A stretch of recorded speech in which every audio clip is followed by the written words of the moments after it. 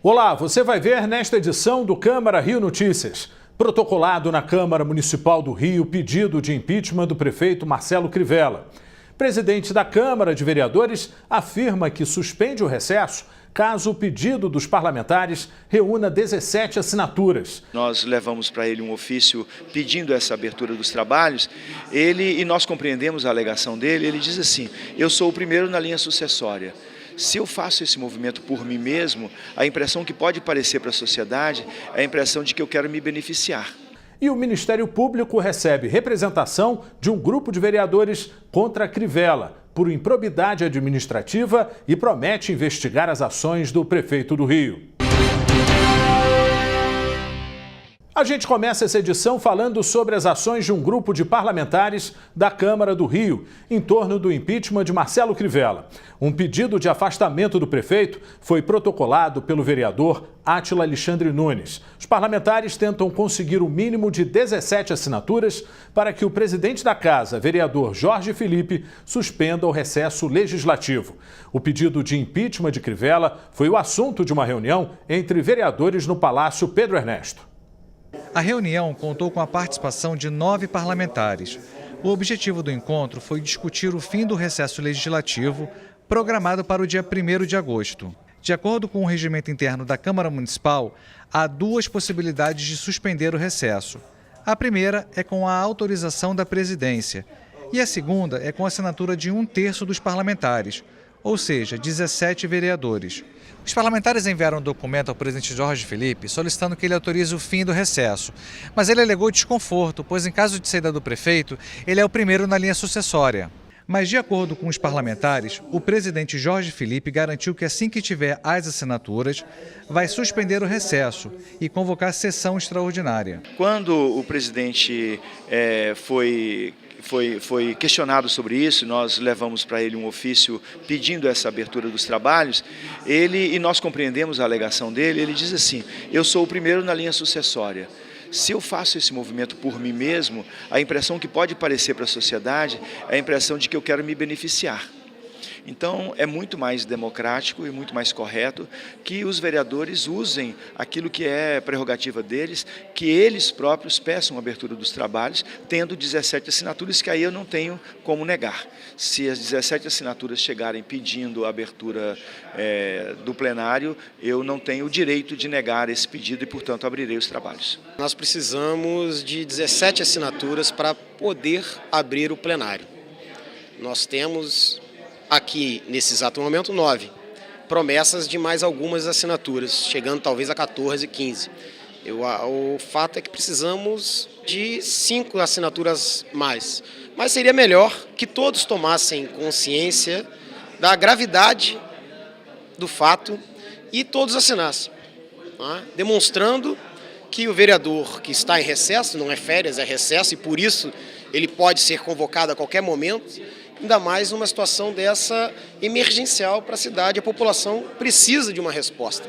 O jornal o Globo denunciou que o prefeito Marcelo Crivella realizou uma reunião com 250 pastores. Nesse encontro, ele teria oferecido vantagens para cirurgias e para o pagamento de IPTU. A reunião foi confirmada pela prefeitura. Em sua página, em uma rede social, Crivella disse que é comum que um gestor municipal receba líderes de diversas áreas da sociedade para ouvi-los de perto e apresentar soluções para as demandas daquele grupo. Houve claramente improbidade administrativa, que é crime de responsabilidade, né? Certamente ele desrespeitou o princípio da laicidade do Estado, desrespeitou as regras para o sistema que regula, né, as internações e os tratamentos, o SISREG, e desrespeitou a lei eleitoral, porque fez, né, alusão a uma pré-candidatura dentro de uma repartição pública, né? Não pode haver campanha eleitoral no Palácio da Cidade em momento nenhum, nem pré-campanha, nem campanha. Então, pelo menos, houve, né, o desrespeito à laicidade, vamos dizer assim, o favorecimento indevido, né, dos religiosos no acesso aos serviços da Prefeitura e de respeito à lei eleitoral. Mais cedo, o vereador Átila Alexandre Nunes protocolou o pedido de impeachment do prefeito Marcelo Crivella. Mas para ser aceito, esse pedido precisa ser aprovado no plenário por 2/3 dos vereadores. O presidente Jorge Felipe precisa ler os pedidos de impeachment que tenham sido protocolados na casa e submetê-los ao plenário.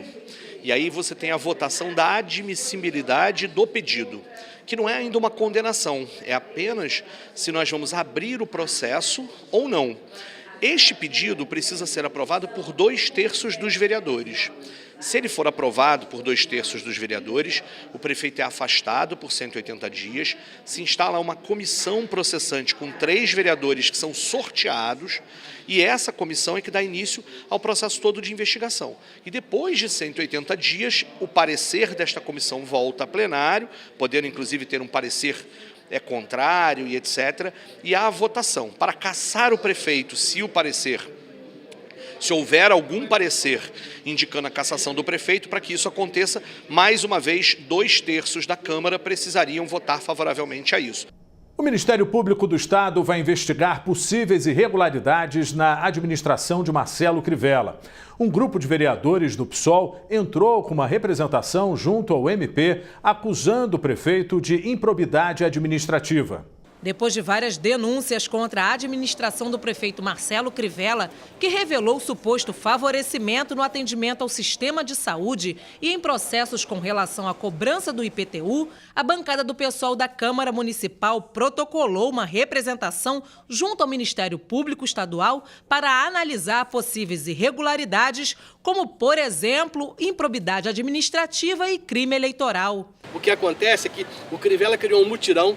E nesse mutirão, nenhuma pessoa no mutirão, mesmo do mutirão, o mutirão foi criado e quem precisa de cirurgia de catarata, etc., tem que entrar na fila do CIGEG. Ninguém consegue fazer isso em 2 semanas. Quando ele diz que a Márcia consegue em 2 semanas, ele está caracterizando a corrupção do serviço público. Esse é o fato mais grave. Crivella, quando diz, em 2 semanas, falem com a Márcia ou com o Marquinhos, que nós conseguimos fazer a operação de varizes, operação de catarata e operação de ligadura de trompas, quando ele fala isso, ele está caracterizando que ele mesmo corrompeu o seu próprio serviço de saúde. A iniciativa dos vereadores contou com o apoio do deputado estadual Marcelo Freixo, líder da bancada do PSOL na Assembleia. Procurador-geral do Ministério Público Estadual, que recebeu o requerimento, disse que já há outros processos contra a administração do atual prefeito.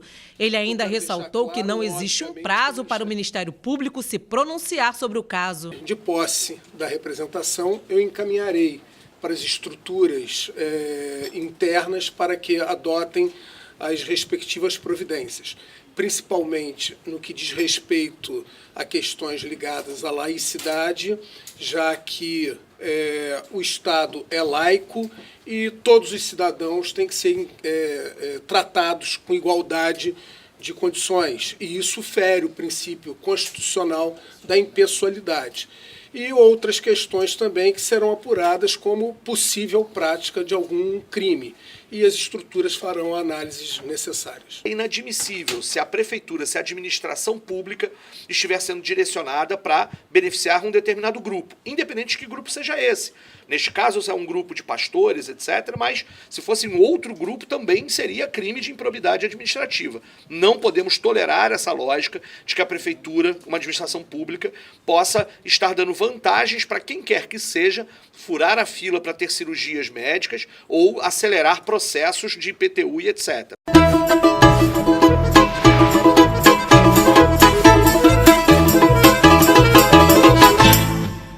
O mês de julho marca vários acontecimentos do futebol brasileiro.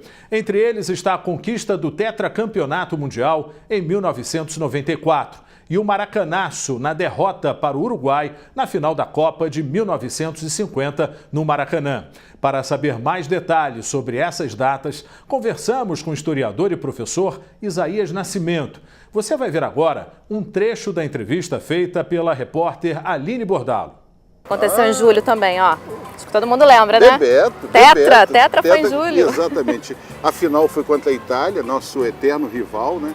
0-0 no horário normal de jogo, 0-0 na prorrogação e nos pênaltis, Taffarel, vai que é tua, Taffarel, nos salvou defendendo uma bola e 2 foram para fora do Baresi e do Baggio. Mas foi uma Copa muito bem jogada, o Parreira soube fazer um time muito forte. Vamos só lembrar para homenagear sempre, né?